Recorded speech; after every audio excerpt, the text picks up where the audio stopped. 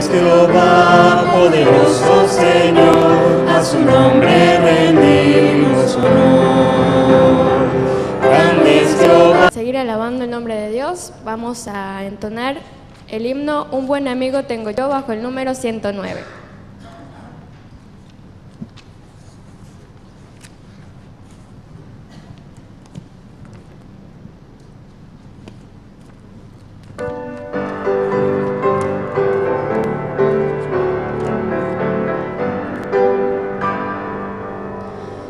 Un buen amigo tengo yo, su amor salvó mi vida y por su muerte gozo hoy tal gracia inmerecida.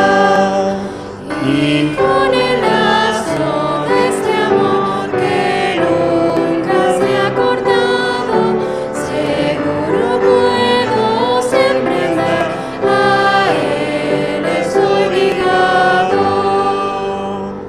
Un buen amigo tengo yo, el serme al crearme y a sí mismo se entregó a fin de rescatarme.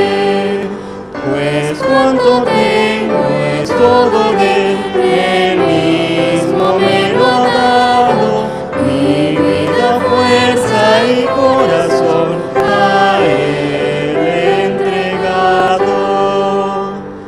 Un buen amigo tengo yo, el Todopoderoso, que quiere al fin llevarme a mí a su hogar glorioso, para animar mi vida y me deja ver su gloria, y con la ayuda que me da yo gano la victoria. Un buen amigo tengo yo, tan fiel y tan amante, mi sabio consejero es, mi protector constante. Que quiere el mundo tanto amor, jamás podrá apartarme, ni el mundo ni la muerte, pues soy suyo para siempre. Bueno, vamos a seguir adorando, vamos a cantar Santo Espíritu, que está bajo el número 203. Les pido si se pueden poner en pie, así comenzamos este culto.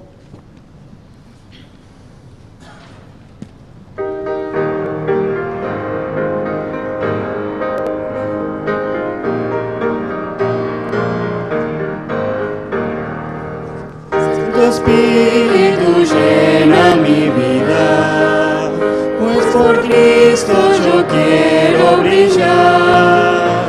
Santo Espíritu llena mi vida, úsame las almas a salvar. Alabanzas, alabanzas, alabanzas doy a Cristo el Rey. Alabanzas, alabanzas, alabanzas doy al Rey. Quiero dar tu mensaje a otros, hasta que Cristo vuelva otra vez. Quiero dar tu mensaje a otros, úsame las almas a salvar. Alabanzas, alabanzas, alabanzas doy a Cristo el Rey. Alabanzas, alabanzas, alabanzas doy al Rey. Le pedimos a Roy que se nos puede dirigir en oración. Invito a todos a postrarnos de rodillas para orar.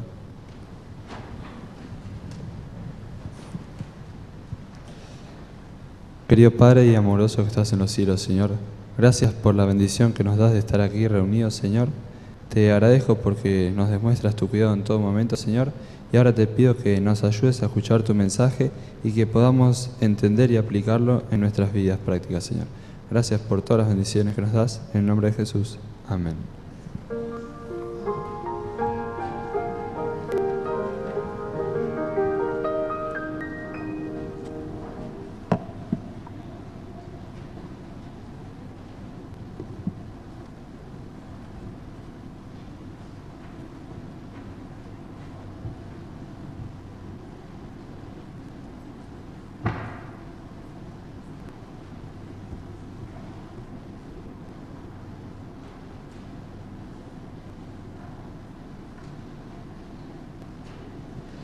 Muy buenas tardes, ¿cómo están, hermanos? ¿Bien? ¿Los jóvenes cómo están? A ver, ¿dónde están los jóvenes? Levanten la mano, los que tienen menos de 35. A ver, ¿dónde está nuestra juventud? A ver.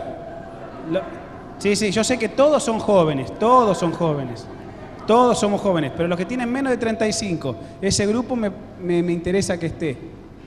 A ver, los que tienen menos de 35.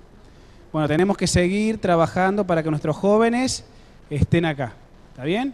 Desde mamá, papá, escuela sabática, nuestros jóvenes tienen que estar acá porque este es un culto pensado también para ellos. ¿Está bien? También es un culto pensado para nuestros amigos. ¿Cuántos amigos nos visitan hoy que no son miembros de la iglesia? ¿Puedo ver las manos? Amigos que no son miembros de la iglesia. Tampoco que son miembros de otras iglesias. Que no son adventistas, miembros que no son miembros de la iglesia adventista. A ver, ¿cuántos amigos tenemos que no son miembros de la iglesia? Bienvenidos, les damos un saludo, hermanos, jóvenes presentes, aquellos que están aquí. Este es un espacio pensado también para ellos. Por eso, hermanos, es lindo que nosotros podamos traer e invitar a nuestros amigos a compartir estos temas que no solo nos edifican como iglesia, como jóvenes de la iglesia, sino que también edifican a quienes nos acompañan y sin duda fortalecen también la fe de ellos y los ayuda a tomar seguramente decisiones. Bienvenidos a todos los que tienen menos de 35 y son jóvenes en edad, y bienvenidos los que son jóvenes aunque tienen más de 35 pero el espíritu es joven. Bienvenidos también quienes están sintonizándonos por la web, que son un número interesante, sábado tras sábado, ¿verdad? Y que, con la ayuda de Dios también ese grupo de espectadores virtuales nos sigue sábado tras sábado. Qué lindo es poder volver a estar con ustedes. Dentro de unas 2 semanas tendremos una reunión con el equipo que conforma la comisión de este culto, que para los que no saben, esa comisión está bajo el paraguas de los jóvenes, del director de jóvenes, y queremos reunirnos dentro de 2 semanas para ir puliendo algunas cositas más, mejorando otras, ¿verdad? Para que realmente este culto los jóvenes sientan que es para ellos y que pueden trabajar en él para el beneficio personal, pero también para el beneficio de otros. Así que, hermanos, les pido que estén orando por esa reunión. Vamos a plantear cosas, desafíos, y deseamos que Dios nos acompañe. Nuestra juventud tiene enormes desafíos. Acabamos de tener un retiro hace un par de semanas atrás, y realmente disfruté con ellos ese fin de semana, aunque frío y mojado por la lluvia, pero estuvimos bien cuidados, y deseamos seguir trabajando en pro de nuestra juventud mientras las fuerzas nos den. También les pido sus oraciones por mí. La verdad que este invierno ha venido bastante complicado para mi salud. Si bien soy bastante flojito de salud, a nivel físico, digo, este invierno ha sido fatal, ¿no? Y es como que uno no termina de curarse de algo y parece que nunca arranca, ¿no? Y si bien ahora nos tomamos 5 días de descanso, es como que siento que ese descanso no alcanzó. Es como que la mente todavía las tengo bastante cansada, ¿no? Así que les pido oraciones para que oren por mí, obviamente por mi familia, especialmente cuando uno tiene que preparar los temas. A veces por semana llego a preparar 3 temas, y eso implica tiempo, eso implica bastante tiempo, y realmente cuando preparo un tema le pido a Dios que me dé sabiduría, fortaleza de lo alto, y sobre todo para que se pueda exponer con claridad su palabra. Y en este sentido, hermanos, las oraciones de ustedes obviamente están haciendo su efecto y seguirán haciéndolo para que el Señor nos dé esa fortaleza. Y como fue en su oportunidad elegir el logo, no es el logo, es el eslogan de este culto, de alguna manera, ponerle un nombre que lo identifique, que realmente cuando entramos a la casa de Dios en este horario y salimos realmente podamos enfocarnos en la palabra de Dios, que para eso estamos, ¿no? Y bueno, vamos desarrollando temas que realmente creo que son de edificación espiritual y de interés para toda la hermandad, ¿no? Especialmente el corazón uno lo ha puesto en todos, pero especialmente en los jóvenes también. Como les dije esta mañana, venimos desarrollando la serie Tiempos de Refrigerio. Nos quedan un par de sábados más para tocar algunos temas más que me parece, o facetas del Espíritu Santo y de su obra, que va a ser interesante que analicemos. Y cuando salí de acá hoy a la mañana pensaba, ¿no?, en la conclusión y en el tema que les había prometido que necesitaba concluir respecto a lo que conversamos juntos en el sermón de la mañana, y pensaba mientras iba para mi casa qué sutil que es el diablo, ¿no? Qué sutil que es el diablo, porque uno se pregunta para sus adentros, ¿no? Quizás con algo tan, a ver cómo lo digo, tan periférico, ¿no? Porque en definitiva lo que hablábamos hoy dentro de la fe podría ser un aspecto periférico, hay cosas más vitales que uno podría charlar, obviamente, pero pienso, hermanos, en que eso periférico, que debería ser considerado periférico y que no debería ocupar nuestra atención, en eso y con otras tantas cosas relacionadas con nuestro estilo de vida, cómo el diablo es tan sutil y cómo nos va engañando, cómo nos va entrampando, ¿no? Con pequeñas sutilezas, con pequeñas delicadezas, y por ahí uno dice, bueno, pero en esto, ¿en qué me puede debilitar? Y quizás, hermanos, ya el enemigo de Dios ha empezado a debilitarnos, y obviamente me muestro de una manera muy sutil y a veces hasta no me doy cuenta. Qué sutil que es el diablo, qué sutil que es el enemigo de Dios.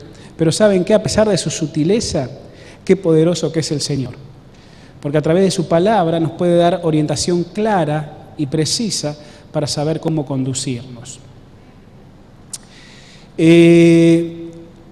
Hay algo que nosotros tenemos que saber como adventistas del séptimo día, y sobre todo cuando hablamos acerca del Espíritu Santo, ¿verdad?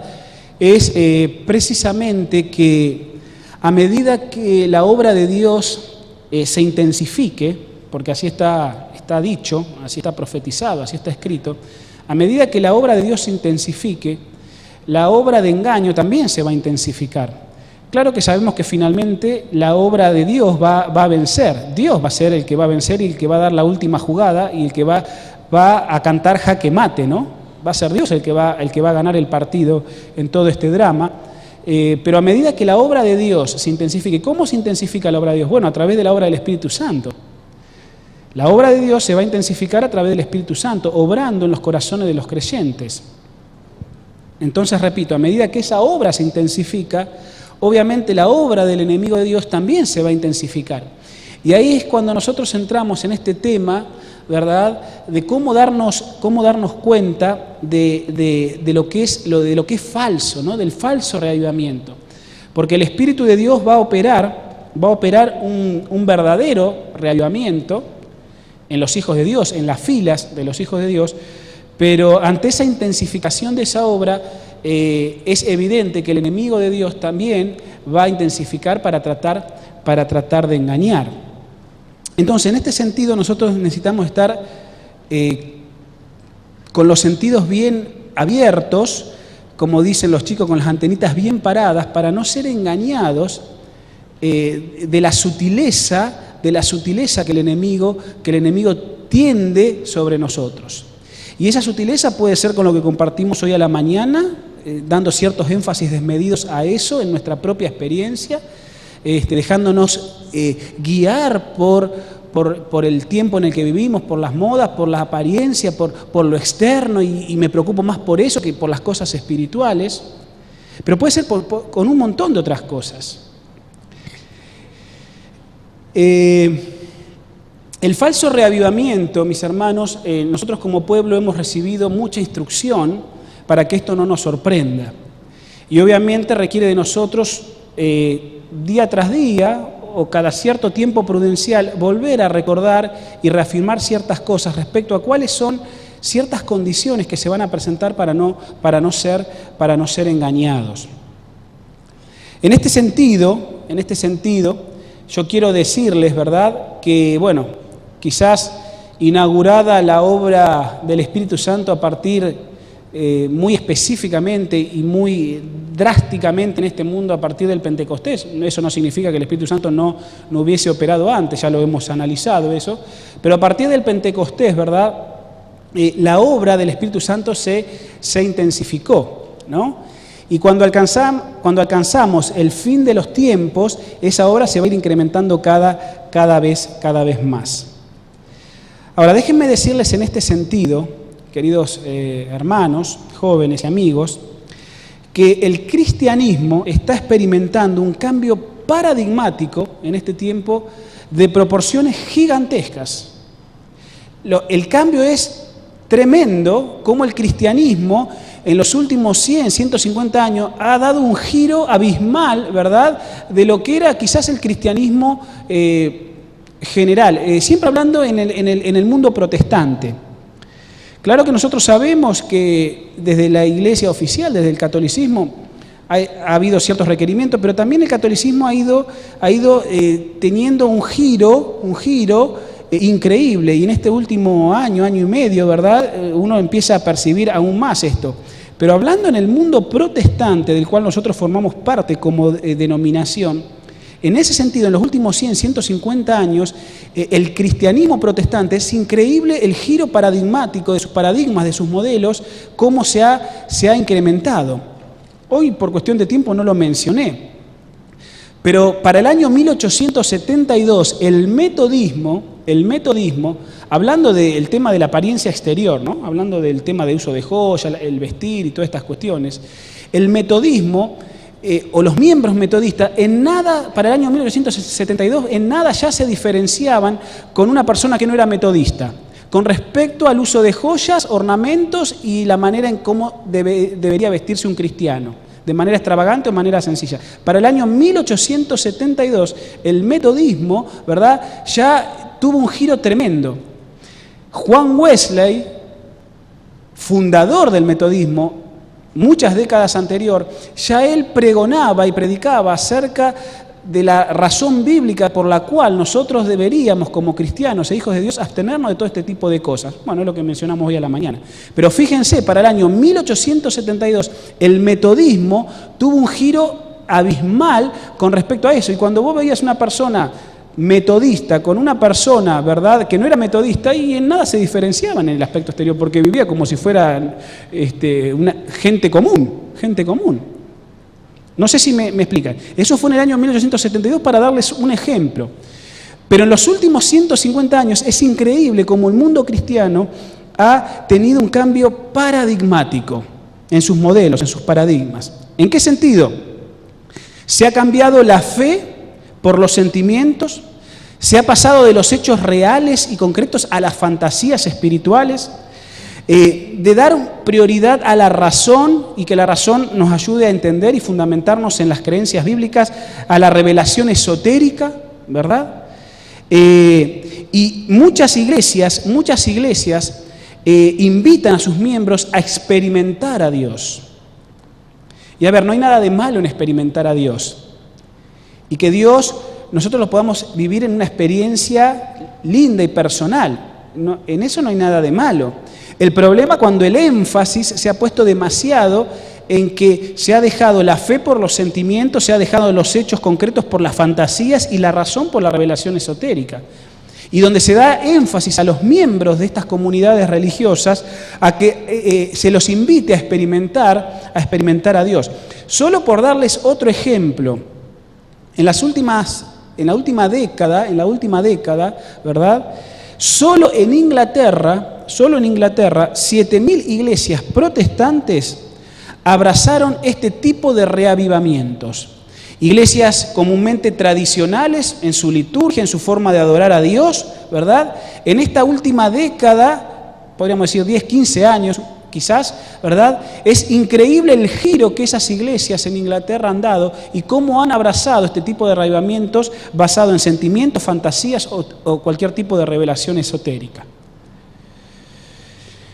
Risas adónicas, movimientos espasmódicos, señales y maravillas, sonidos ininteligibles, superapóstoles y profetas, gente que muere en el espíritu, ¿verdad? Es los elementos que muestran la evidencia. No sé si ustedes llegan a percibir allí con la luz por ahí. Pasa que no se ve en la filmación, ¿no? Pero un poco ahí ustedes ven retratado, ¿verdad? Esto que les estoy mencionando, ¿no? Risas que hasta parecen sacadas del más allá, ¿verdad? Movimientos espasmódicos, ¿verdad? Gente que se cae, que experimenta cualquier tipo de movimientos así inarticulados, señales, maravillas, ¿verdad? Superapóstoles, profetas, decía recién, y gente que muere en el espíritu, son algunas de las cosas que se invita a la gente a experimentar. Esta semana quizá alguno de ustedes recibió el mail, ¿no? Este muchacho que hace unos meses atrás hablábamos, este famoso amigo del Papa actual, Tony Palmer, ¿no? Que, bueno, hablaba del ecumenismo y el Papa le da un mensaje. ¿Se acuerdan que se pasó acá un video y mostramos? Bueno, esta semana tuvo un accidente y falleció este muchacho, ¿no? Increíble.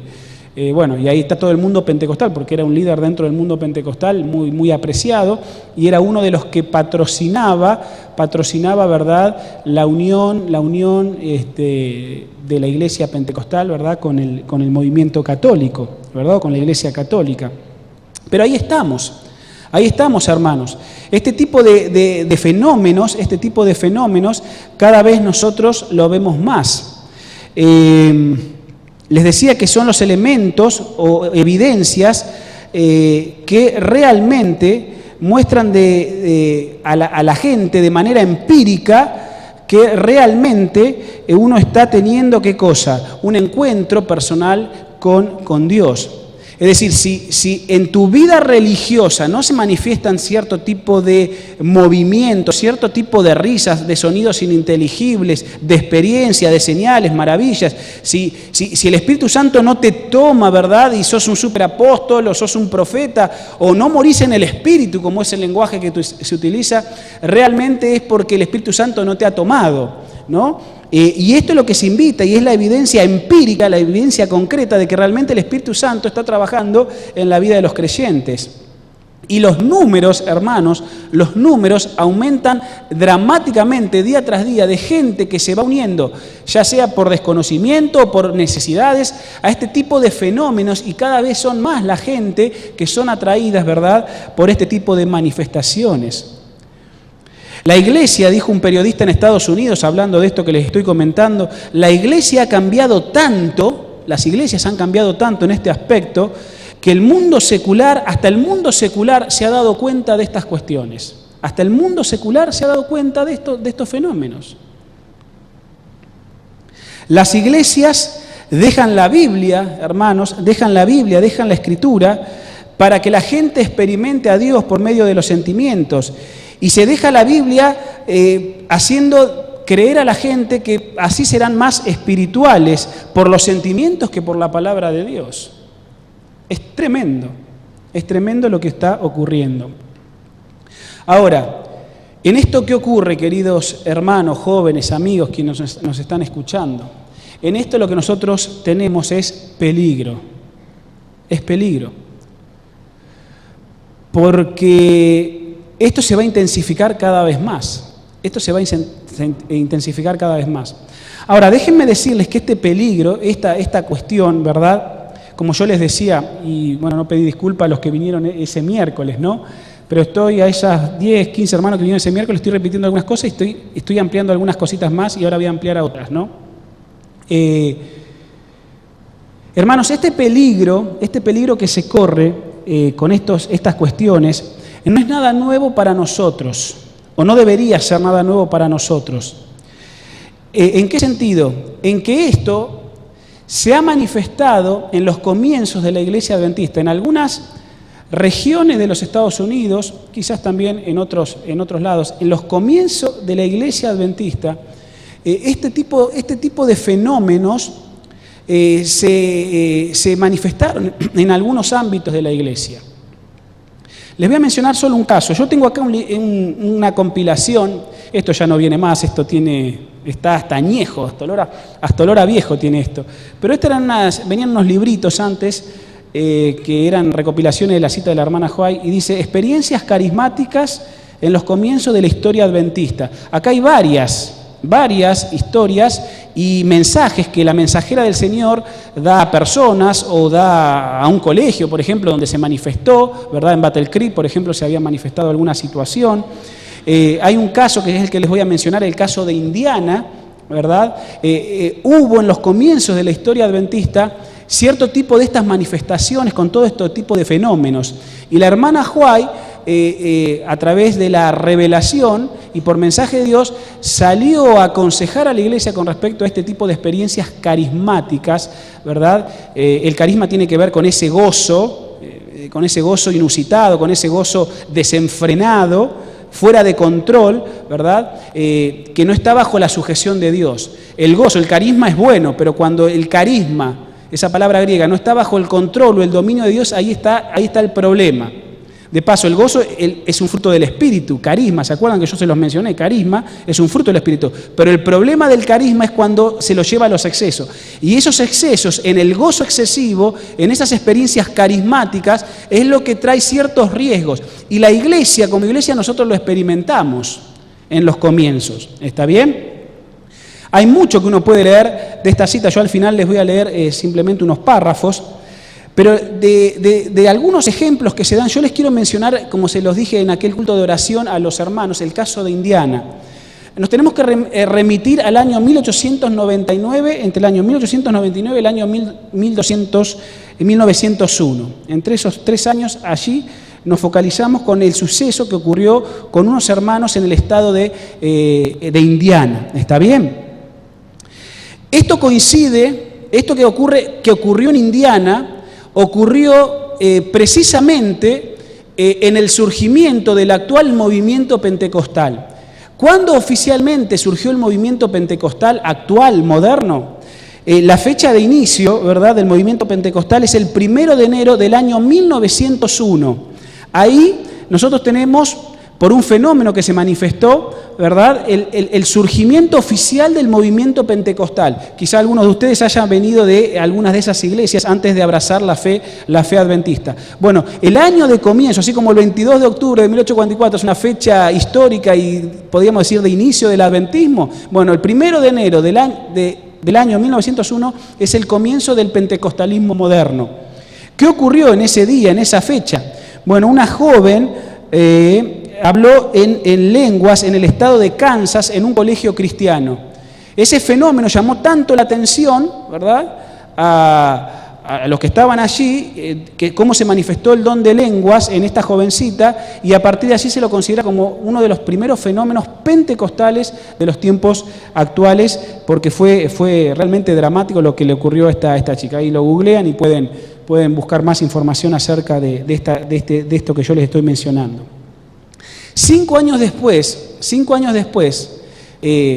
no estoy hablando de Indiana todavía, pero 5 años después de esto que fue el surgimiento del movimiento pentecostal moderno, como fecha oficial, en el año 1906 se dio el gran reavivamiento de Los Ángeles en Estados Unidos. Allí, mis hermanos, hubo, mucho ruido, sonidos incoherentes, música, desmayos, movimientos de todo tipo y clase. ¿Y por qué es importante este reavivamiento de Los Ángeles? Porque fue la primera vez en los Estados Unidos que gente de raza blanca se juntaron con gente de raza negra para adorar a Dios. Eso fue increíble, porque siempre estaba esa discriminación racial.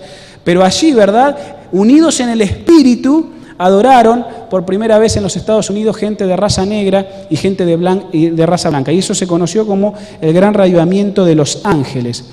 Bueno, en ese contexto, 1899, 1901, en todo este surgimiento de estos fenómenos modernos, allí se da el fenómeno de lo que ocurrió en Indiana. Y cuando uno ve el adventismo, los hermanos de adventistas de Indiana, por lo que uno tiene de las referencias que se da, históricas y geográficas del lugar, un estado tranquilo, agrario, donde la gente no no está tan acelerada, revolucionada, experimenta cierto tipo de fenómenos. Y allí, mis hermanos, en ese estado tranquilo, conservador, agrario, fue donde se manifestó ciertos fenómenos carismáticos dentro de la iglesia adventista. Elena de White es llevada en visión para dar una amonestación, ¿verdad? Se le presenta toda esta situación y ella da una amonestación con respecto a lo que había pasado en Indiana. Parafraseando un poco lo que ella mencionó, porque es largo, ¿verdad? Ella le llamó la atención a esos hermanos, que lo que estaban haciendo no estaba de acuerdo a lo que Dios, o a los designios de Dios. Y entonces ella dice algo increíble, ¿no? Dice que este tipo de fenómenos, hablándole a esos hermanos y a la iglesia en general, ese tipo de fenómenos se verían antes del fin del tiempo de gracia, ¿verdad? Y se verían nuevamente dentro de nuestra iglesia. Ella menciona también en el consejo que da es que la razón, el intelecto, se abruma con tantas sensaciones, o sea, la razón pierde total sensibilidad ante tanto ruido, frenesí, gozo exagerado, ¿verdad? Y ella amonesta a la iglesia que la razón se pervierte, ¿verdad?, ante tantas sensaciones y se abruma. Dice ella que es una invención de Satanás esto, y que el ruido nos impacta negativamente. Ahora, querida iglesia, la decepción más astuta, lamentablemente, jóvenes y amigos, es la que más se acerca a la verdad. Esa es la decepción más astuta. Porque yo me decepciono cuando creía que algo era verdad y resulta que es un error. Esa es la decepción más astuta. Cuando la verdad está tan entremezclada con el error que no percibo, lo que yo les decía hoy a la mañana, no percibo dónde está la línea divisoria, a dónde marco la línea divisoria, pero ahí esto no está tan, y dónde están los parámetros, ¿quién es el rector? ¿Quién rige mi vida? ¿Es la palabra de Dios o son mis inclinaciones, son mis intenciones? Es lo que a mí me parece. Ese es el problema. Entonces, hermanos, la decepción más grande es cuando algo que yo creía que era verdad resulta que es una tremenda mentira. Y el diablo me entrampó, me sedujo, me atrapó con lazos, ¿verdad? Me tentó de tal manera que no me di cuenta. Esa es la decepción más grande. Y ustedes saben que cuando todo se termine, mucha gente se va a decepcionar de todo esto. Mucha gente. ¿Se acuerdan de Apocalipsis 17? Se van a dar vuelta, hablando simbólicamente, se van a dar vuelta hacia sus pastores, sus líderes, y le van a decir, o sea, ¿por qué nos engañaron? Por eso dice que la dejarán desnuda, la ramera, ¿no? En el simbolismo, la dejarán desnuda, se volverán contra sus líderes. Pero ya habrá sido demasiado tarde. Ahora, el problema, mis hermanos, jóvenes y amigos, es que esa decepción nos alcance a nosotros que tuvimos demasiada luz. Ese es el problema. Y oro a Dios, en lo personal, oro por ustedes, pero oro por mí para que realmente que el engaño que es tan sutil no me enrede a mí también, porque yo no estoy exento de eso tampoco. Bueno, la hermana White dijo que en el tiempo del fin esto se vería y antes del cierre de la gracia se volvería a ver tristemente quizás en algunas de nuestras iglesias este tipo de fenómenos. Miren, hermanos, es triste escuchar cuando ya hubo un seminario de música y ciertas cuestiones con la música y cada uno tendrá sus pareceres y hay tantos pareceres como músicos existen en el mundo, pero cuando no nos ponemos de acuerdo cómo debería ser la adoración, qué tipo de instrumentos sí, qué no, dónde, en qué lugar, cuánto, y no solo los instrumentos, bueno, lo que hablé hoy y otras cuestiones que tienen que ver con la adoración a Dios, en fin, un montón de cosas. Es tan abarcante el espectro, es tan abarcante lo que uno tiene que tener en cuenta. Dice, bueno, ¿quién podrá mantenerse en pie, no? Dice uno. Pero bueno, ahí está la iglesia para guiarnos, para conducirnos y para ser nuestra rectora, ¿no? Pero es increíble, hermanos, porque es triste escuchar cuando, qué sé yo, ya se permiten ciertas cosas en algunas iglesias y te entristece, porque esa iglesia también son mis hermanos. Y quizás pienso como pastor, ¿no? Déjenme pensar como pastor. Y si algún día me toca estar en esa iglesia, bueno, acá no me tiran con con dinamita, pero por ahí en otro lado me tiren con dinamita. Imagínense si yo predico en alguna otra iglesia lo que prediqué acá esta mañana. ¿Cómo tomarían los hermanos ese sermón en otra iglesia? Acá creo que gracias a Dios lo han tomado bien. Pero lo pienso como pastor. Pero sufro, a ver si entienden bien, sufro porque si el día de mañana me toca ser pastor de esos otros, miren, yo tengo 2 hermanos en Estados Unidos y cuando me cuentan algunas cosas que ocurren allá en algunas iglesias, uno se rasga las vestiduras.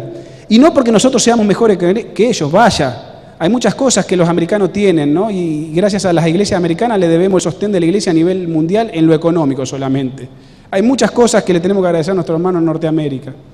Pero hay otras cosas que no. Y ellos obviamente también. Y nosotros no somos mejores que ellos. Pero cuando mis hermanos me cuentan de ciertas iglesias, ciertas cosas que se ven, decís, bueno, acá todavía no nos ha llegado, pero empezamos a recibir ciertos coletazos porque hoy las comunicaciones y los hermanos van y vienen, ¿eh? Y los líderes van y vienen. Y vos decís, ¿cómo contengo la olla? Porque parece que un colador más que una olla, ¿no? Porque donde querés tapar un agujero se te filtró otro. Apocalipsis 16, versículos 13 y 14. Apocalipsis 16, versículos 13 y 14. Estamos hablando de reavivamiento falso. Y hablando de reavivamiento falso, vamos a recordar esto que yo leí en su oportunidad con ustedes, pero que tiene que ver con el tema que estamos analizando en cuestión. Apocalipsis 16, bueno, desde el 12, 13 y 14. Este lo leímos, ¿se acuerdan? Estamos en el contexto de la 6ª plaga. Y allí dice, el 6º ángel derramó su copa sobre el gran río Éufrates, es un simbolismo, ¿verdad? Y su agua se secó para preparar el camino para los reyes que vienen del oriente. Recuerden que las aguas representan a la gente, el secamiento del Éufrates era el río que alimentaba a Babilonia, es decir, a la Babilonia espiritual, a la Babilonia, el engaño, por decirlo en palabras sencillas, el engaño del fin del tiempo, ¿verdad? Se le va a secar la gente, se le va a secar las aguas, el río se le seca, ¿no? Es decir, la gente se vuelve contra sus iglesias, contra sus líderes, porque han sido engañados. Por eso el secamiento del Éufrates es un símbolo. A Babilonia se le seca la gente, se le seca el río. ¿Está bien? Y eso prepara el camino para los reyes que vienen del oriente, una simbología respecto de la venida de Cristo. Prepara la venida de Jesús.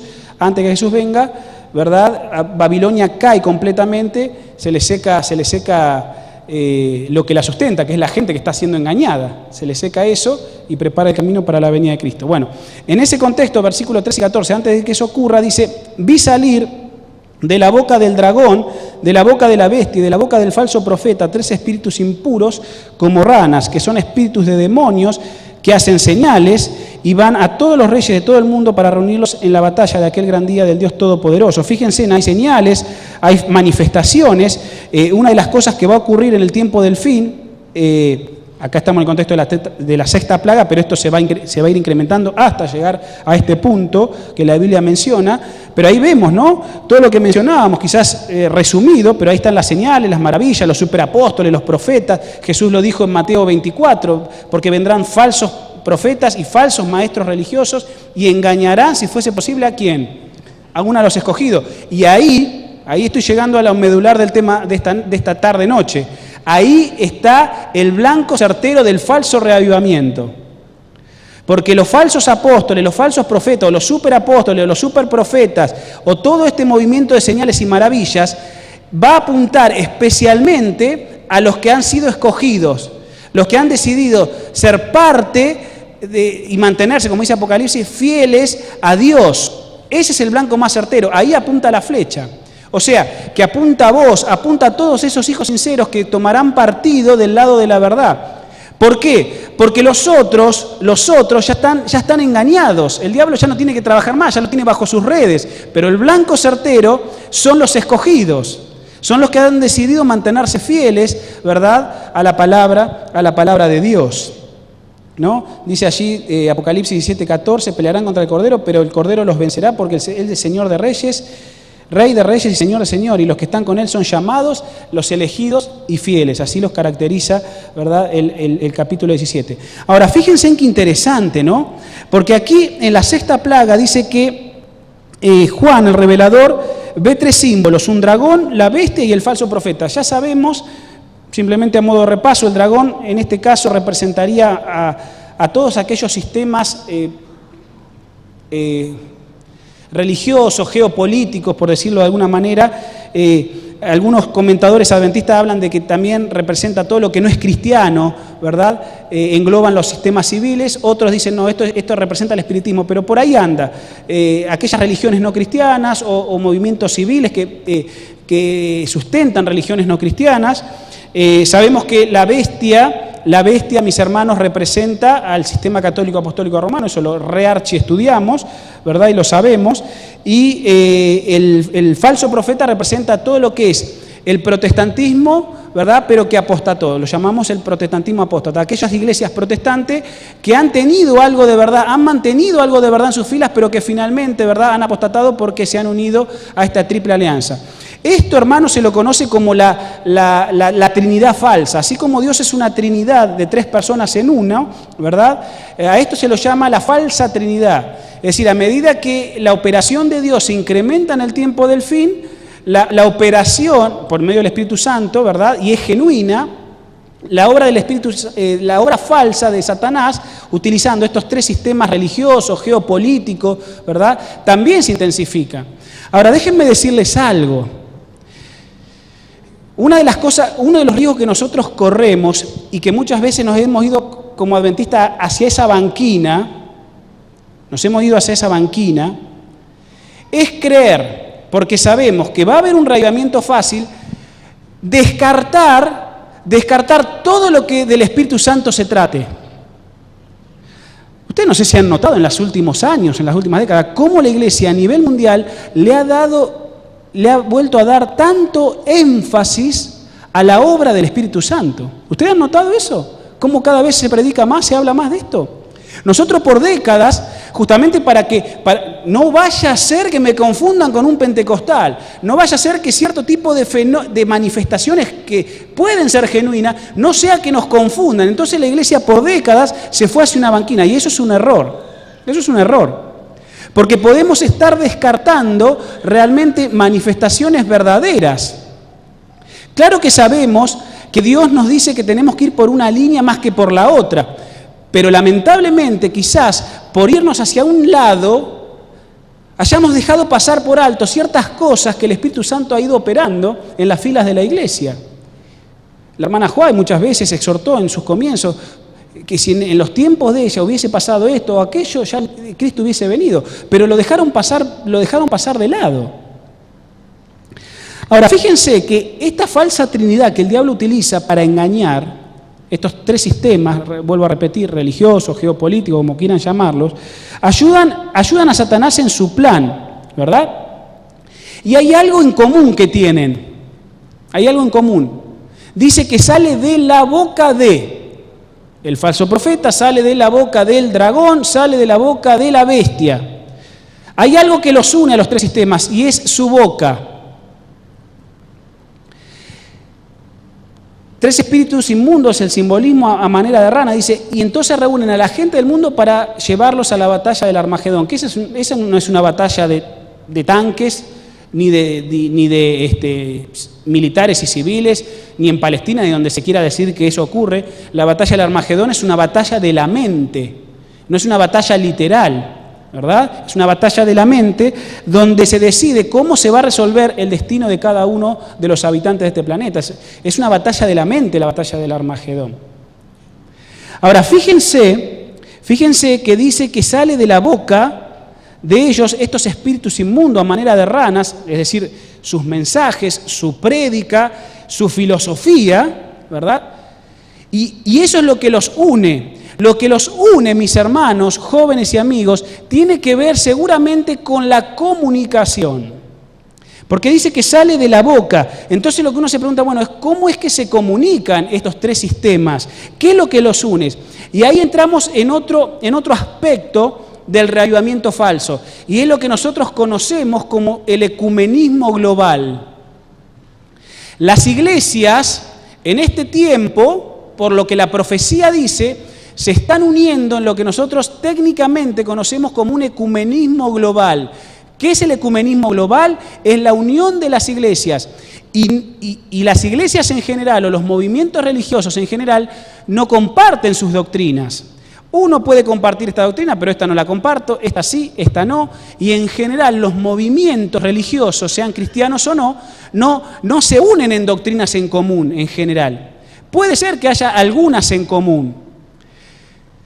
Si bien sabemos que finalmente todo va a llevar a que se imponga un falso día de adoración, pero hasta que eso llegue, ¿cómo se va gestando? ¿Cómo se va gestando la argamasa, ¿no? La masa de gente? ¿Cómo se va llevando al mundo? ¿Cómo se va llevando al mundo? Bueno, hermanos, se va llevando al mundo, jóvenes, se lo va llevando a través de la experiencia, a través de los sentidos, a través de las cosas sensoriales.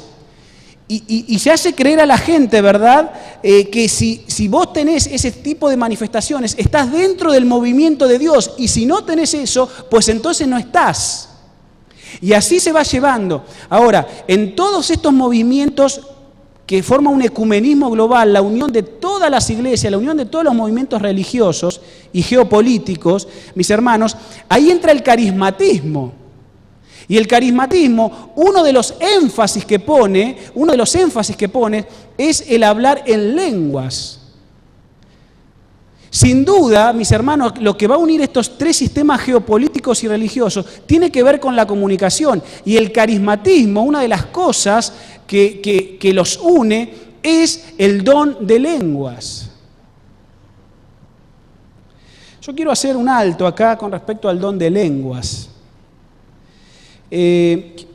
Buscaba en mis archivos esto que lo tenía ahí en el maletín. Hoy a la tarde lo busqué y lo encontré.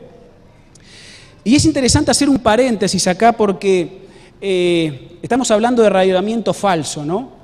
Y si hay algo que va a unir al ecumenismo global y a y cada uno de los movimientos carismáticos, hoy se habla de la Iglesia Católica carismática, de ser más carismáticos, los movimientos populares. En el paganismo, las religiones, el tema de las manifestaciones, las cosas esotéricas y todas esas cuestiones, ni que hablar, están entregados de pie y mano ante esto. Fíjense qué trabajo que como iglesia tenemos, hermanos, para poder sacar a tanta gente de este error. ¿Cristiano o no cristiano? Ahora, obviamente el don de lenguas es muy utilizado dentro de las filas del carismatismo, así como las sanidades también, cierto énfasis en sanidades. Y la semana pasada cuando estábamos allí de vacaciones, mi suegro en la escuela sabática preguntaba, bueno, pero ¿cómo nos podemos dar cuenta si una sanidad es verdadera y no? Mi suegro vive en la zona de Entre Ríos, allí en Federación, y ahí en la zona, en la región, hay un pastor muy conocido, en Concordia, que dice que es impresionante la cantidad de adeptos que tiene esa iglesia. O ese movimiento, porque se reúnen en un cine. Gente de todos lados de la provincia vienen, ¿verdad? Vienen allí a escuchar a este pastor. Estaba viendo el canal local estos días allí, ¿verdad? En la casa de mi suegro, y lo veía hablar al hombre, ¿no? Y cómo habla. Y esto que les estoy diciendo es lengua común entre ellos. Pero gente, parva de gente, multitudes, miles y miles, ¿no? Sanidades y manifestaciones, y sobre todo eso de lenguas ininteligibles, sonidos que no se entienden, ¿verdad? Un montón de situaciones. En Concordia, no le estoy hablando de la otra parte del mundo, le estoy hablando de acá cerca. Bueno, quizás dentro de tu barrio también puedas conocer algún tipo de situaciones como esta. Yo no sé si alguna vez vos pasaste por la experiencia de ir si venís de esas iglesias, quizás lo viviste. En lo personal yo nací en la iglesia adventista, pero me tocó vivir dos experiencias como individuo, una siendo estudiante de teología y la otra ya ¿sí estaba recibido? No, sí estaba recibido, fue hace un par de años. Me tocó dos experiencias muy drásticas. En tercer año de teología te mandan a hacer, a ver otros cultos, a ver cómo son religiones comparadas, se llama la materia, y te mandan a ver otras denominaciones. Bueno, fuimos a una sinagoga, fuimos a una mezquita, y se nos ocurrió ir a la Iglesia Bautista de Paraná, la central ahí que está bien en, ¿cómo se llama? Tres Cruces, no sé cómo que se llama ahí, bien frente a la terminal, para los que conocen aquella zona. Iglesia Bautista tradicional, hasta el templo, bien tradicional de años, ¿no? Una iglesia que tiene una reputación en la comunidad paranaense, ¿verdad? Hermano, ¿qué año era? 2001, 2000, estaba cursando tercer año por ahí, 2001. Fuimos con un grupo de compañeros nos dejaron entrar, obviamente. Bienvenido, hermanos, qué sé yo. Hermanos, empezó el culto. Ay. Batería lo mínimo, ¿no? Batería lo mínimo. Empezó el pastor, ¿no? Desde acá a dirigir, y todos los hermanos, y dale que a la danza, ¿no? Así empezó el culto, ¿no? Todos vamos, y alabando a Dios, alabanza. Ya eran 20 minutos, estábamos con la cabeza así. De repente empezamos a ver cómo la gente se caía al lado nuestro, y nosotros hasta nos dio miedo. O sea, salgamos de acá, ya nos alcanzó para ver cómo es este culto. Pero cuando uno piensa en la iglesia bautista tradicional de 100 años atrás, eso, jamás. La otra experiencia la tuve hace 3 años atrás, allí en Berazategui. Nos contactamos con un pastor pentecostal. Y el pastor pentecostal me pidió si yo podía ir a enseñarles la Biblia a la iglesia. Venga, le cambio el cartel, después dije yo. Vamos, 50 miembros se congregaban en una casa, esa era la iglesia, tenía 50 personas congregadas ahí, el pastor este. Bueno, fui, la primera vez todo bien, me presentó. A la segunda vez fui, ya llevé Biblia, llevé estudios bíblicos. Yo digo, acá, esta es la mía, convierto 50 de uno, ¿viste? No convertí a nadie, hermano, no convertí a nadie, porque duró poco eso. Un par de estudios bíblicos y ya no quisieron saber más nada. Creo que llegué hasta la hojita 7, 8. Pero, hermanos, la segunda vez que fui, me hicieron tomar la Santa Cena. ¿No? Entonces, la Santa Cena, un pan común, un pan de panadería, agarran el pan y se lo empiezan a repartir, ¿no? El jugo de la vid, ¿verdad? Dice, tome, pastor. Yo ya sabía, ¿qué tome? Hice así, mojé los labios, esto es alcohol puro. Está bien, gracias. Hice así, gracias, y lo pasé, ¿no? Lo primero era la Santa Cena, después alabanza. Hermanos, 1 hora de alabanza, 1 hora. Imagínate cómo queda la cabeza de esa gente para estudiar la Biblia. Imagínate, Elena de Juárez lo dice, el ruido aturde la mente. 1 hora de alabanza. Yo decía, ¿qué estoy haciendo acá? 1 hora, bueno, Señor, para poder estudiar la Biblia con esta gente. Después, la siguiente semana empecé a estudiar. Le dije, bueno, vamos a parar un poco, tengan su culto, yo vengo a tal hora y estudiamos. Pero, hermano, fue tremendo. En un momento, el pastor comenzó a ministrar el pastor, ¿no? Para los que saben de esto. Entonces venía la gente, ¿no? Y el pastor estaba ahí, y volteaba. Y entonces me toma de la mano, yo estaba sentado acá, me toma de la mano, venía a ministrar, y entonces me viene una hermana, y la hermana me mira.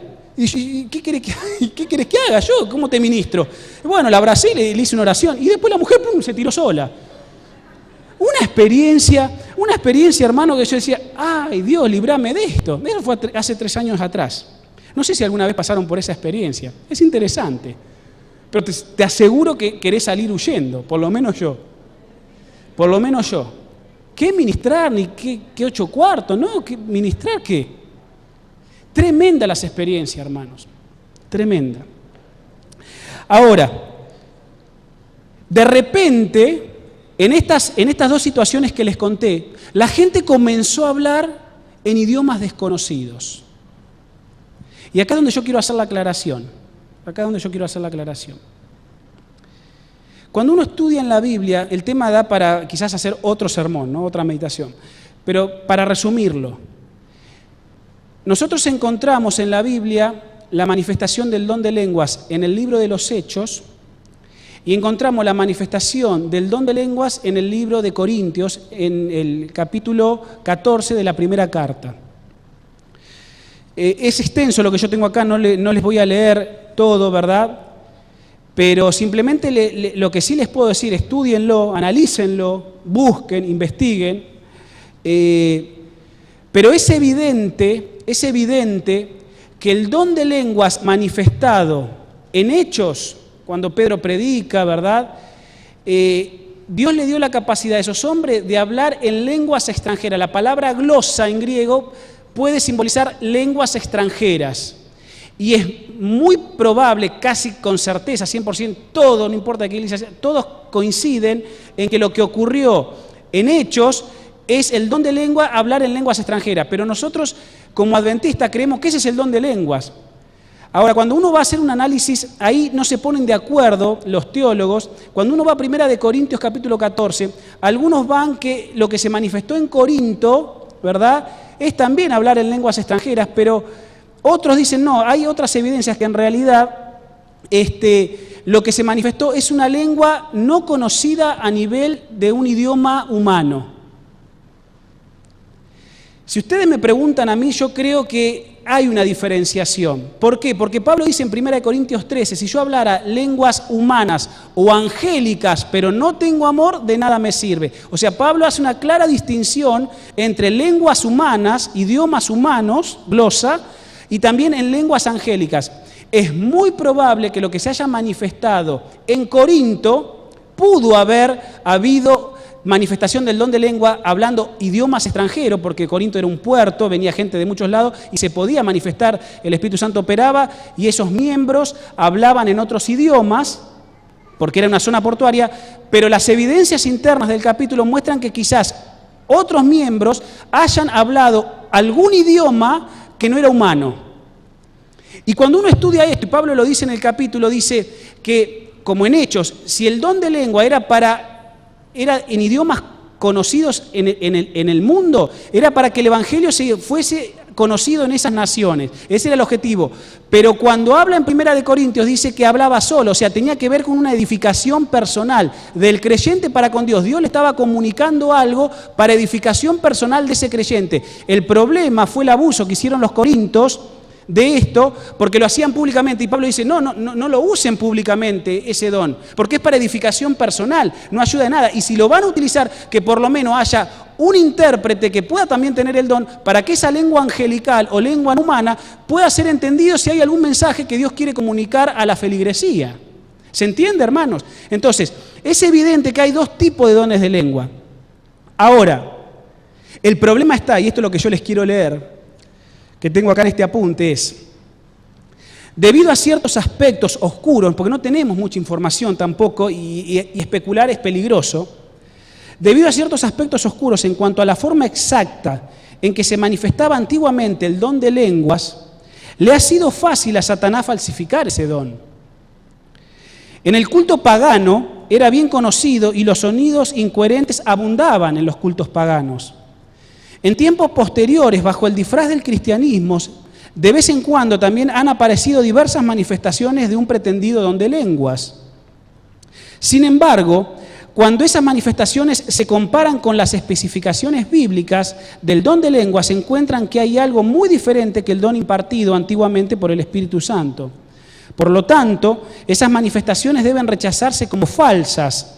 Pero la existencia de la falsificación no debe inducirnos a pensar con desdén del don genuino. Claro, es lo que yo les decía, tirarnos a la banquina de un lado. O sea, porque está el don falsificado de lengua, bueno, entonces lo desmedro, lo tiro a menos. No, porque Dios puede utilizar el don de lengua, ya sea en hablar idiomas extranjeros o Dios darle un mensaje a través de una lengua no conocida a algún cristiano genuino y sincero. Entonces, tenemos que tener ciertos cuidados de no tratar con desdén. Pero el problema está que si ustedes me preguntan, y ustedes se preguntan a mí mismo, ¿qué tipo de manifestación? Esta que me pasó con el pastor pentecostal, ¿sigue los requerimientos bíblicos? Y no. Es evidente que es un falso don de lenguas. ¿Por qué? ¿Y por qué lo digo con total autoridad? Porque el consejo bíblico, si fuese que este pastor tuviese o esa gente tenía esa manifestación, es para edificar a la iglesia, y la iglesia no se estaba edificando.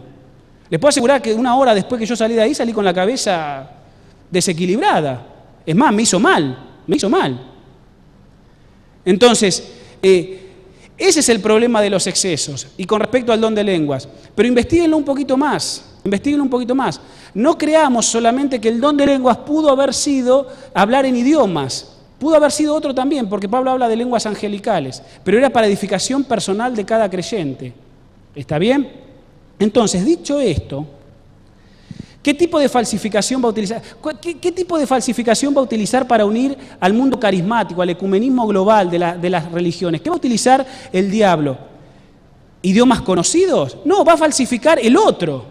Ese que es un poco oscuro, que no llego a entender y comprender de todo. Ese sí lo va a utilizar, porque inclusive está impregnado desde las religiones paganas y no cristianas. Ese obviamente se va a utilizar.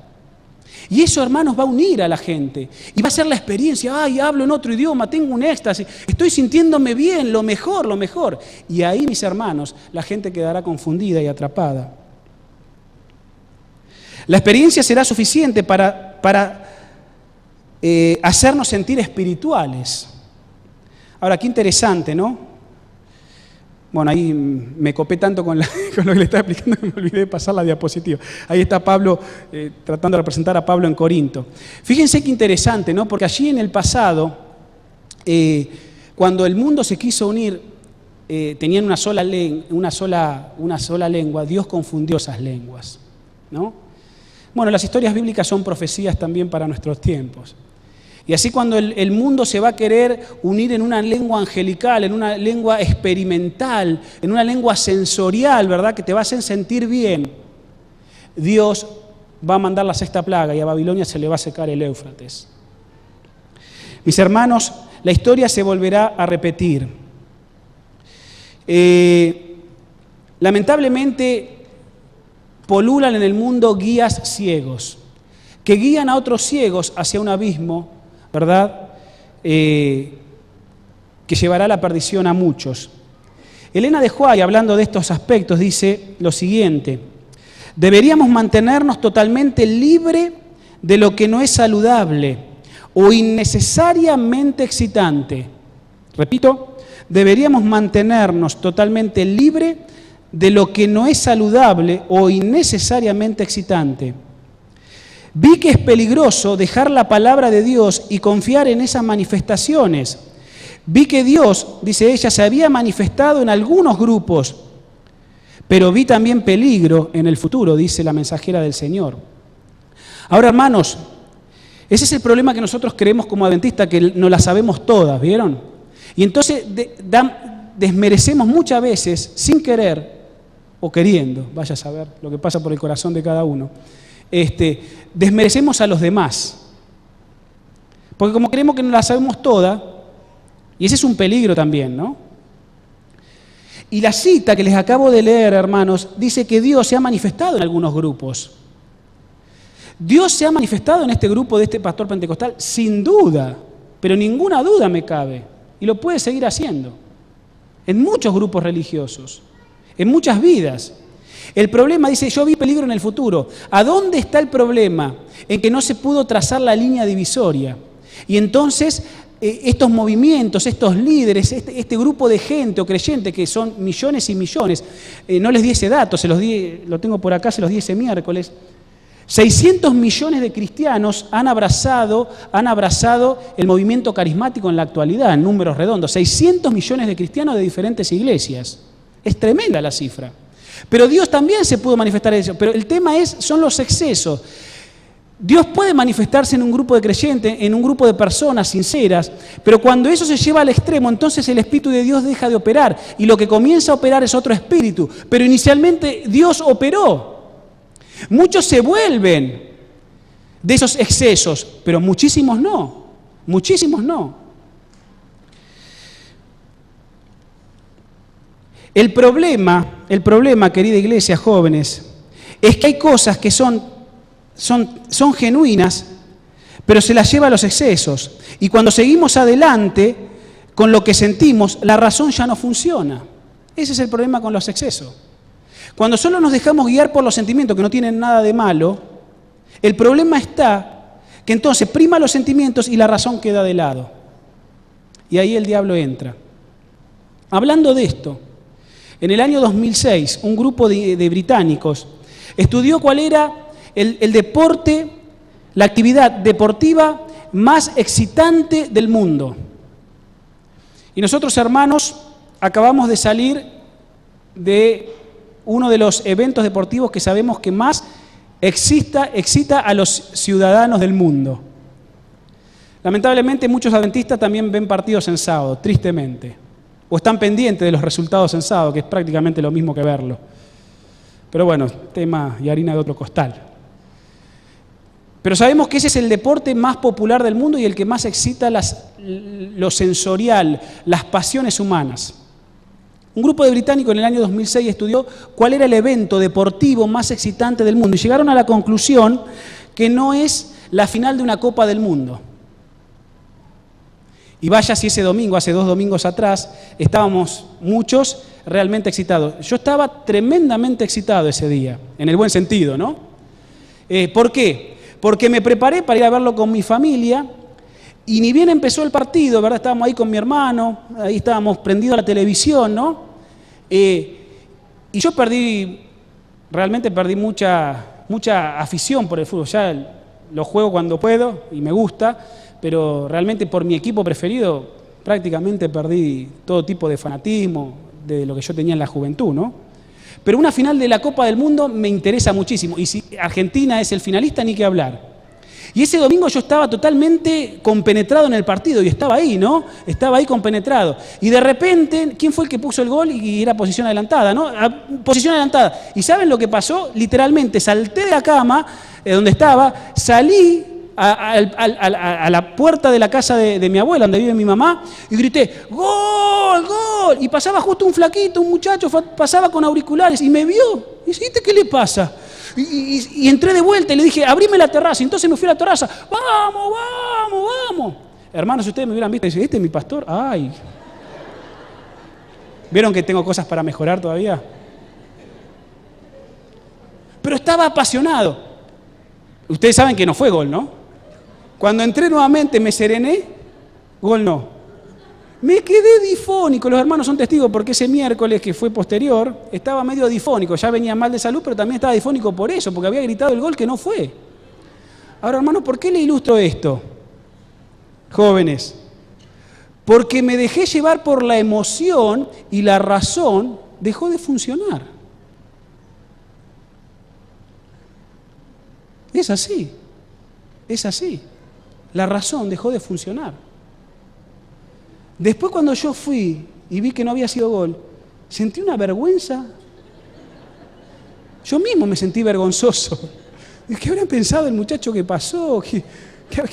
¿Qué pensó mi abuela, mi mamá, mi tío que vive atrás? Porque no se escuchaba gol por ningún lado. Pero ahí estaba yo, un infeliz, gritando algo que no fue. Bueno, este grupo de británicos, vamos a ir cerrando, este grupo de británicos estudió cuál es el evento deportivo más excitante del mundo, y no es una final de la Copa del Mundo. El evento deportivo más excitante del mundo es un partido de River y Boca en la Bombonera. Ni siquiera en la cancha de River, y yo he ido en mis años he ido a ver partidos de River y Boca en el Monumental. Y hermanos, ahí la adrenalina vibra, ¿eh? Ahí te olvidás de todo, ¿eh? Ahí tu boca dice lo que no dice nunca. Pero ese es el evento deportivo más excitante del mundo. Hermanos, el diablo es intenso. El diablo no quiere que pienses, sino que sientas. Y si lo haces en el nombre de Dios, mucho mejor. Si te puede hacer sentir espiritual, mucho mejor. ¿Cómo distinguir entre un revivamiento verdadero y un revivamiento falso? Vamos ahí para ir finalizando un poquitito. En Mateo 24:24 dice la palabra de Dios. Vayan conmigo, por favor, a la Escritura. De paso, hermanos, perdónenme, ¿no? Por eso, ¿no? Quiéranme igual. Mateo 24:24. ¿Vieron? A veces les confieso algunas cositas que hago mal. Dice, porque se levantarán falsos cristos y falsos profetas, dice la palabra de Dios. Y harán grandes señales y prodigios para engañar, si fuera posible, aún a quién, a los elegidos. El blanco del falso reavivamiento es engañar a quién, a los elegidos, es engañar a los escogidos, porque los otros ya están engañados. ¿Cómo distinguir entre un reavivamiento falso y un reavivamiento verdadero? Si el blanco sos vos, si el blanco soy yo, y si el diablo te puede hacer sentir antes que pensar, y si eso tiene que ver con Dios, y te podés sentir un poquito espiritual, mucho mejor. Mateo capítulo 7, versículos 22 y 23, ahí la palabra de Dios nos dice cómo darnos cuenta entre un reavivamiento falso y un reavivamiento verdadero. Mateo capítulo 7, versículos 22 y 23. Dice, en aquel día, cuando Jesús venga, muchos me dirán, Señor, Señor, ¿no profetizamos en tu nombre echamos demonios y en tu nombre hicimos muchos milagros? Señor, ¿no hicimos todo esto? ¿No nos unimos en una experiencia carismática, en un ecumenismo? ¿No se manifestó el don de lengua? ¿No se manifestó la sanidad? ¿No se operaron milagros? ¿No se sanó a la gente? ¿No echamos demonios en tu nombre, Señor? Mirá todos los que somos, mirá todo lo espiritual que estamos. Señor, dice Jesús, muchos en aquel día me dirán, Señor, Señor, en tu nombre no hicimos esto, aquello o tal cual otra cosa. Miren lo que responde Jesús. Entonces le diré, nunca os conocí, apártense de mí, hacedores de ¿qué? De maldad, obradores de maldad, nunca os conocí. Mis hermanos, ustedes saben que en la Biblia, jóvenes, cuando se habla de conocer a alguien, muchas veces se lo compara con la intimidad sexual de la pareja, del matrimonio. Una pareja sabe lo que significa mantener una relación tan íntima y tan sagrada como es su intimidad sexual y tener una relación sexual. Bueno, en la Biblia, cuando uno conoce a una persona, se está pensando en ese tipo de intimidad. Claro que nosotros no mantenemos relaciones sexuales con Dios, pero para que imaginemos el tipo de intimidad tan estrecha que lo que siente un esposo y una esposa mutuamente cuando comparten ese vínculo tan sagrado. Eso es conocer. Se está hablando, Jesús dice, ustedes dicen que me conocieron, pero nunca los conocí. Nunca tuvieron una relación tan íntima conmigo, está diciendo Jesús. Porque ustedes son ¿qué cosa? Son obradores de maldad. Hermanos, ¿saben que este versículo, el Señor Jesús está queriendo que nosotros nos enfoquemos en la ley? Esto yo ya se los he dicho, pero aquí se vuelve a utilizar la misma palabra. La palabra maldad, la palabra iniquidad, la expresión transgresión de la ley que utiliza Juan, es la voz griega o la palabra griega anomía, sin ley. Sin ley, anomía. Un autónomo es el que se vale por sí mismo, ¿no? Bueno, anomía, de ahí viene la palabra maldad o transgresión o iniquidad. En definitiva, lo que Jesús está diciendo, ustedes dicen que en mi nombre echaron fuera demonios, expulsaron esto, hablaron en lengua, tuvieron manifestaciones, se dejaron guiar por los sentimientos, pero en realidad nunca tuvieron intimidad tan íntima conmigo, jamás, porque ustedes son transgresores de mi ley, ustedes transgreden mi ley. Eso le va a decir el Señor. Entonces, ¿cómo darme cuenta entre un avivamiento falso y un avivamiento verdadero? Bueno, con eso que ustedes están viendo allí. La ley es importante para reconocer esto. Muchos hoy pregonan de que están en el Espíritu pero quebrantan la ley. Ahora, miren qué interesante este análisis que yo hacía con los hermanos, ¿no? En ese miércoles. La palabra de Dios dice que la ley, ¿cómo la escribió y quién la escribió? Fe de Jesús, lección número 10 o 11. ¿Quién escribió la ley? ¿Dios con qué? Con su dedo. ¿Está bien? Vayan por favor a Lucas capítulo 11, versículo 20. Lucas capítulo 11, versículo 20. El contexto es, Jesús, ¿verdad? Está echando fuera un demonio, ¿verdad? De un muchacho, si no recuerdo mal, ahí está. Y entonces lo están acusando a Jesús que lo está echando porque Belcebú obra en él y no porque Dios obra en él. O sea, la acusación en Jesús es, vos lo echás en el nombre de Belcebú. Belcebú, mis hermanos, era un dios sirio, el dios de las altas moradas.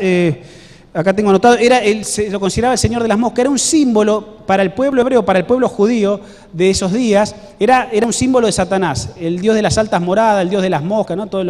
Las moscas ustedes saben en lo que andan, en la podredumbre, bueno, así es Satanás, anda en lo malo, en la podredumbre, ¿verdad?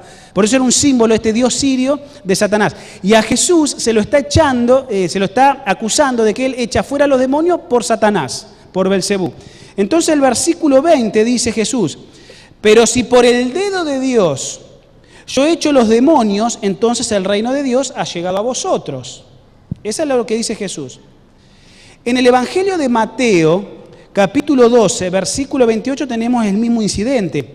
Pero miren lo interesante. Mateo, capítulo 12, versículo 28, dice lo mismo, pero cambia una palabrita. 12:28 dice así, pero si yo... 27, vamos a leer. Si yo echo los demonios por Belcebú, ¿por quién los echan vuestros hijos? Dice Jesús. Por tanto, ellos serán vuestros jueces. Pero si yo echo los demonios por el Espíritu de Dios, entonces ciertamente el reino de Dios llegó a ustedes. ¿Qué cambió? ¿Qué se intercambió entre los dos versículos, el de Mateo y Lucas? El incidente es el mismo, dice Jesús. Pero si yo echo los demonios por el dedo de Dios, Mateo dice por el Espíritu de Dios. Es decir, que el dedo de Dios es un simbolismo ¿de qué? Del Espíritu Santo. Así como el Espíritu Santo, esta persona de la divinidad tan humilde que dice Pedro, inspiró las Escrituras, también fue el encargado de escribir la ley de Dios en las tablas. El Espíritu Santo fue el depositario de la ley. Él es el que escribió la ley de Dios. Ahora resulta que hoy, en este movimiento ecuménico, en este movimiento carismático mundial, se habla de que uno puede estar en el Espíritu sin guardar la ley de Dios. Pero eso no es lo que la Biblia a mí me enseña. Si yo estoy en el Espíritu, si realmente muero en el Espíritu, si me dejo utilizar por el Espíritu, en realidad no es contrario a la ley de Dios. Por eso Jesús les dice, nunca los conocí, ustedes son transgresores de mi ley, nunca tuvieron intimidad conmigo. ¿Cómo darte cuenta entre un falso y un verdadero reavivamiento? La ley ahí prima. Si realmente están obedeciendo a Dios en este aspecto. Que Dios puede operar en movimientos, en gente, en grupo de personas, sí, pero el problema está en los excesos. ¿Y por qué se van a los excesos? Porque justamente han dejado el patrón de conducta, el patrón moral de Dios. Por eso se van a los excesos. Y por eso la línea divisoria no se traza claramente. Ese es el problema que nosotros podemos correr como adventistas. Ser guardadores de la ley, ser observadores del sábado, pero empezar a correr la línea. Y ahí corro peligro. Y ahí el diablo nos quiere entrampar. Ahí el diablo nos quiere agarrar. El último versículo que leemos, Hebreos 8:10, dice la palabra de Dios, hermanos, lo siguiente, Hebreos 8:10. Este es el pacto que haré con la casa de Israel. Después de aquellos días, dice el Señor, pondré mis leyes en la mente de ellos, las escribiré en su corazón y seré su Dios y ellos me serán por pueblo. Su ley, hermanos. Sabemos que la ley refleja el carácter de Dios y hemos analizado en estos sábados que el Espíritu Santo quiere implantar en nosotros el carácter de Dios, su fruto. Bueno, parte de eso es guardar la ley de Dios.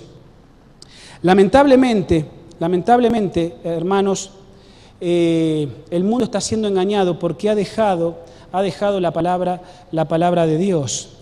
El engaño será tan sutil, que si no estamos cimentados en la palabra de Dios, hasta nosotros mismos corremos riesgo.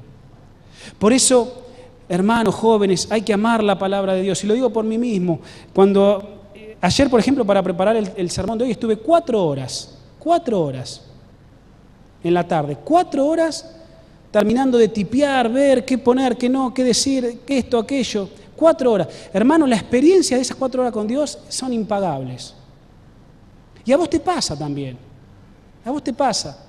Y Dios quiere que tengamos contacto con la palabra, porque sin la palabra podremos ser tremendamente engañados. Yo les decía a los hermanos ese día miércoles que hay 3 cosas que la Biblia dice que no se negocian. Hay 3 cosas que la Biblia dice que no se negocian. Una cosa que no se negocia es la Biblia. No se negocia, hermano. No negocies con eso. Corres riesgo si negocias con eso. La otra cosa que no se negocia y que hemos venido hablando durante este año es la oración. Eso no se puede negociar. Y los resultados se ven a la vista. Y lo tercero que no se negocia es el evangelismo. Eso no se negocia, hermanos. No se puede negociar en tu vida. No negocies con el evangelismo. No negocies con predicar la palabra. No lo negocies porque corres riesgos. No lo negocies. Porque Dios nos llamó para no negociar estas 3 cosas. La Biblia, la oración y el evangelismo. No lo negocies. Los que estén cimentados en la palabra de Dios podrán salir airosos, lo dice la Biblia y lo dice la hermana Huay, del gran engaño que se aproxima sobre este mundo. Mis hermanos, muchos hoy desean querer tener el poder de Dios, pero no el carácter de Dios. Muchos movimientos religiosos, mucha gente, muchas personas cristianas desean tener el poder de Dios, experimentar a Dios su poder, pero no quieren reflejar su carácter. Eso fue lo que le pasó a Satanás, ¿vieron? Eso fue lo que le pasó a Satanás. Él no quiso, ¿verdad? Por eso se rebeló contra el gobierno de Dios y contra su ley. Él no quiso reflejar su carácter, porque si no, tenía una posición tan privilegiada. Él lo que deseaba era el poder de Dios. Él quería su autoridad, su poder, pero no reflejar su carácter. Y esa misma rebelión la trasladó a este planeta. Y nosotros le hacemos caso omiso ante sus tentaciones. Mucha gente hoy quiere tener el poder de Dios, pero no quiere ser semejante a Dios en carácter. Mis hermanos, en el tiempo del fin, Babilonia, este gran movimiento de engaño, dirigirá un movimiento engañoso, ejerciendo el poder celestial, aparente poder celestial, pero sin someterse a la ley celestial. Repito, Babilonia dirigirá un movimiento engañoso, ejerciendo un poder celestial, sin someterse a la ley celestial. Van a decir tener el poder celestial, pero no se someten a la ley celestial, que es el reflejo del carácter de Dios. Es la ley, mis hermanos, de la autosubordinación por amor. Eso va a dirigir Babilonia, va a dirigir ese movimiento, que se ha gestado, se sigue gestando y cada vez se va a ir incrementando, cada vez más. En el tiempo del fin, solo habrá dos grupos, pero solo la palabra de Dios salvaguardará a aquellos que hagan de ella su ancla segura. Los sentimientos van a ser tan poderosos, tan engañosos, ¿verdad?, que no vamos a saber diferenciar. Solo sí estamos seguros en el libro de Dios. Los engaños serán terribles, pero si estamos cimentados en la palabra de Dios, vamos a salir salvos y victoriosos. Termino con una pequeña cita, pequeña nomás, que dice lo siguiente, de esta compilación de citas, ¿no?, que hablan de las experiencias carismáticas. Dice: los que no tienen su fe firmemente establecida en la palabra de Dios serán desviados. La parte más triste, dice la hermana White, la parte más triste de todo esto, de su desvío, la parte más triste de todo esto, dice ella, es que muy pocos de los que sean engañados por este error hallarán nuevamente el camino a la luz. Eso es la nota más triste. Muchos van a ser desviados, sobre todo hablando de los escogidos. Y lamentablemente la nota más triste es que muchos no van a poder volver al sendero. Cuán cuidadoso deberíamos ser de no dejarnos remover de nuestra posición por el moderno movimiento ecuménico que pretende reunir a todos los hombres de todas partes bajo la bandera del amor. El apóstol Juan tuvo que hacer frente a este mismo problema y escribió su advertencia en sus epístolas, primera, segunda y tercera de Juan, ¿verdad? Dice: su amor por las almas, el amor de Juan por las almas, se resume en todos sus escritos. Sin embargo, ustedes saben que Juan es el discípulo del amor, ¿no? En su primera carta habla del amor, ¿no? El amor es esto, aquello, ¿no? O sea, si yo no tengo amor, no soy hijo de Dios. Bueno, todos ustedes conocen que habla Juan acerca del amor, ¿no? Dice: su amor por las almas está resumido en todos sus escritos. Sin embargo, él se negó a entrar en contiendas, componendas, dice acá. Las epístolas de Juan respiran el espíritu del amor. Parecería que las hubiera escrito con la pluma entintada de amor, pero cuando se encontraba con los que estaban transgrediendo la ley de Dios y sin embargo aseveraban que estaban viviendo sin pecado, no vacilaba en amolestarlos acerca de su terrible engaño. Y eso también lo vemos en sus epístolas. Amor con la transgresión, o sea, no transgredan la ley de Dios, la ley de amor.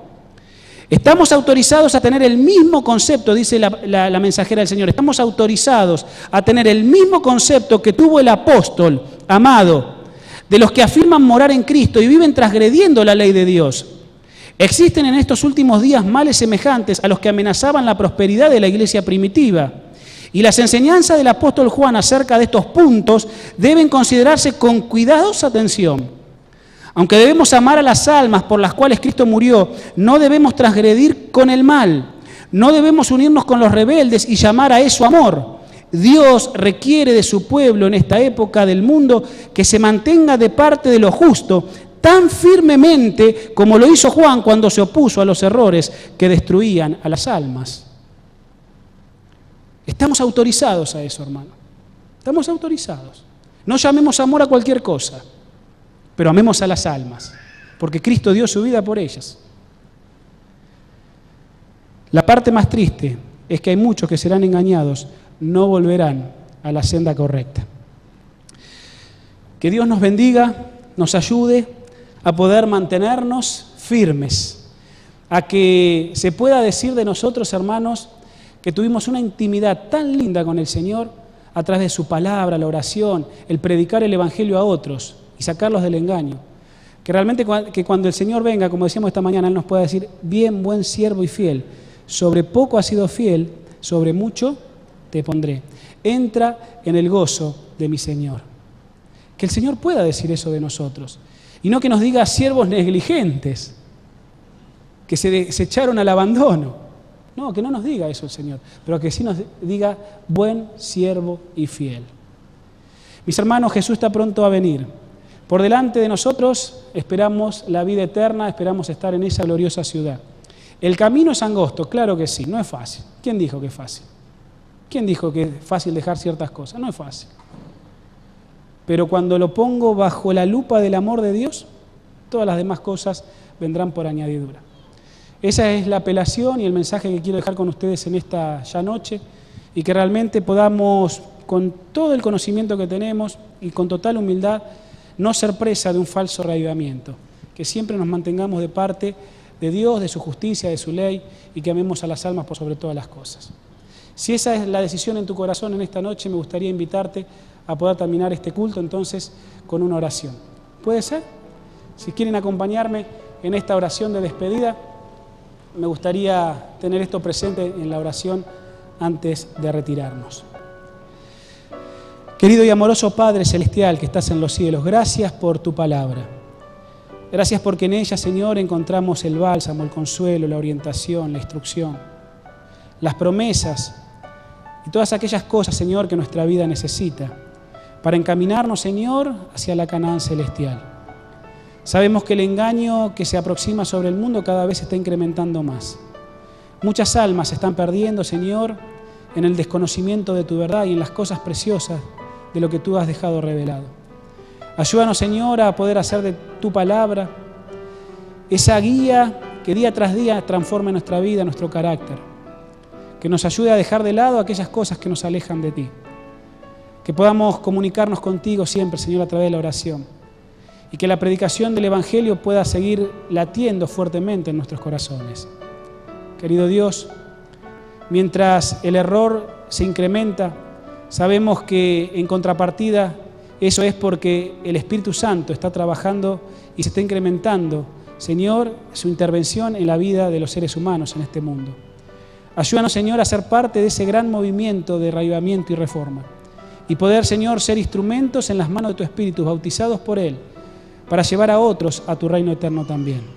Querido Dios, bendice a cada joven aquí presente, a cada hermano, hermana, a cada amigo que nos está visitando, a cada persona que nos está viendo a través de internet, para que esta decisión de, una vez más, ponernos a tu resguardo, a tu cuidado y someternos a tu voluntad y ser tus colaboradores, Señor, al salir de aquí y emprender esta semana, podamos, Señor, con alegría y gozo genuino en nuestro corazón, salir a contar las buenas nuevas de la transformación que en primer lugar hizo Jesús en nuestras vidas y para que otros también puedan experimentar lo mismo.